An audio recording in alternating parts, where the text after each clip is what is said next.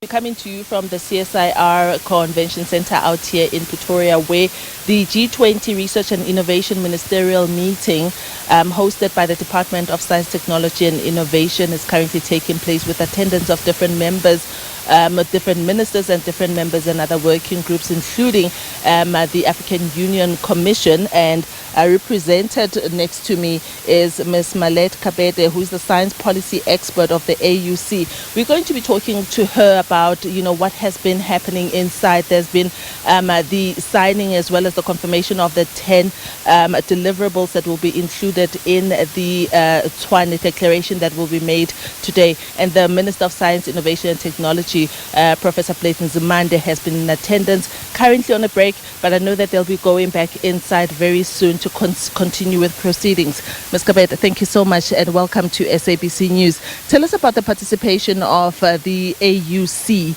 and the importance thereof. Those 10 deliverables that were announced today and presented, how important those are on your side of things.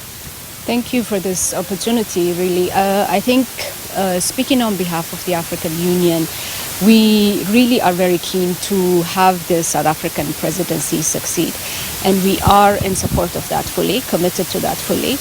We have been following the deliverables and the engagements within the 3 priorities as really key priorities, also underlined under the newly adopted strategy for science, technology and innovation of Africa, the CSIR 2034. So all 3 priorities had been aligning with the priority sectors identified within our strategy for Africa and the strategic priorities that are also set within the CSIR itself. So we stand in complete solidarity with the South African presidency in supporting the deliverables are achieved and to also initiate legacy projects and initiatives moving forward. What do these deliverables against the backdrop of the priority areas that are part of this mean for Africa? And when it comes to science, when it comes to research and technology, I can imagine people who are watching us, they're trying to think, how is this going to change my life in the long term? Right, an interesting question. I think for Africa, the deliverables would mean a lot of things. If we were to take the example of the priority number 1 that's focused on open innovation, we've agreed to set up a platform of platforms that will actually be housed under the CSIR that will give a gateway to all those innovation-related platforms that would be accessible to our youthful population. Anybody could have access to projects and initiatives on innovation that are sponsored by member states, but also big multilateral agencies. So a direct impact there, and this would be one of the legacy projects of the South African presidency. So we're very keen to see others as well, and there is one major one that will be specifically targeting science capacity on African human genetic diversity, which, as you've noted, is the greatest within the African continent, but very little research has been done so far.